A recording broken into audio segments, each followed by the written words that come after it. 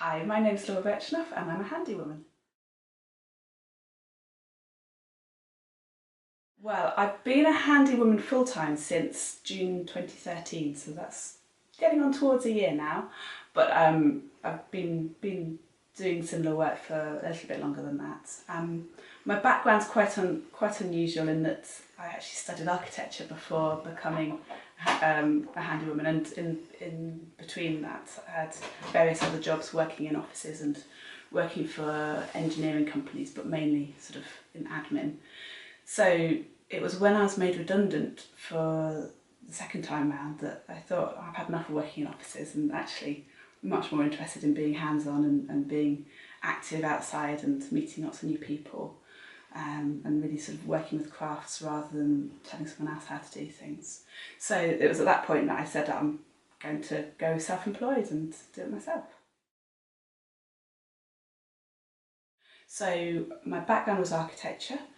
Um, I've also done various training courses in sustainable building techniques like straw bale building, lime rendering, clay plastering, a bit of roofing work. As well as that, I've also done quite a lot of volunteering. I spent 6 months working on a self-built house down in Pembrokeshire in Wales.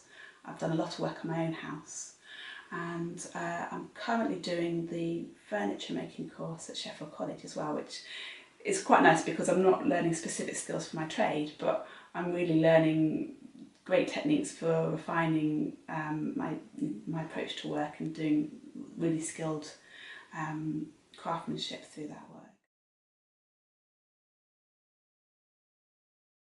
We'd had an extension on our house and me and my sister had done all of the decorating, so in my head that was quite a sort of prominent thing, but really anything that was more sort of hands-on creative, making something, having something physical that came out of your efforts was really kind of what I was interested in.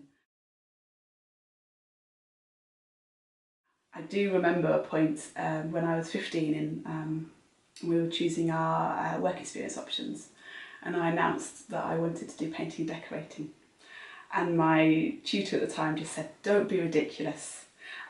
You're destined for university. You're not going to do that for your work experience." And that basically gave me the message that there was no way that I could sort of do what I really wanted, I guess. I ended up doing 2-week work experience in architecture, and that took me down the route of going to university to study it, and it's taken me, I guess, 10-15 years to get back on track with what I really wanted to do. I think really I love the feeling of pride I get at the end of a job when I can see the result. You go in at the beginning and um, you might have somebody who's not had their kitchen tile for 20 years or something, and they're really fed up with what they've got, and at the end of a week's work you can come out and see a really sort of sparkling sort of finished result and know that you've got a satisfied customer, that you've done the best job you can, and hopefully got a really good result at the end as well.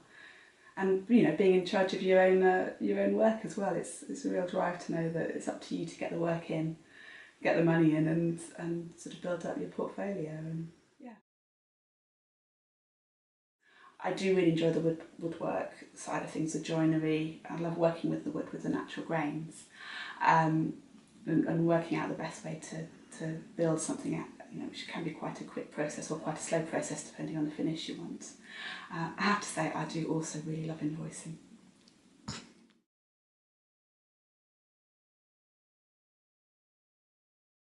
Because I'd had this sort of subconscious message for so long that it wasn't something that I should ever, really sort of consider. It took me a long time to get into. I mean, I guess that was partly to do with, my own sort of internal sort of question of whether or not it's something for me, but also because there wasn't really much promotion about women in the trades either. You have this impression of big burly blokes being the men to fix up your house or to work on these big projects. There's this, I don't know whether you'd call it macho culture especially. I mean, certainly people think it helps if you're a nice big strong chap to be able to lug things around sites and so on. But one of the things that meeting other women in the trades, before I got involved in them as well as during, One of the messages from that is that you don't have to be big and strong as long as you know your own limits and, you know, willing to work with others to get things done. You really don't have to be a big, tough person to do it.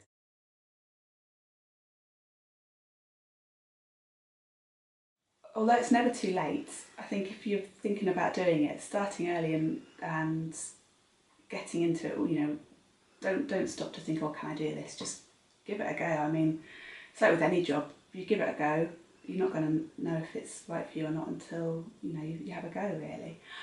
One thing that I didn't do much of, apart from the volunteering, was to get actually much experience in a business. And I think out there are so many women who are keen to get more of us into the trades, that if you're willing to go out and approach a few people, men as well as women, you know, actually ask if you can get a bit of experience, maybe spend a day or two with them, trying things out. It's not going to take much of your time to do that. It's not much risk really in terms of having a taster of what's actually involved in the job. And you know, it will give you a really good idea of whether or not that's for you. Skills are really important.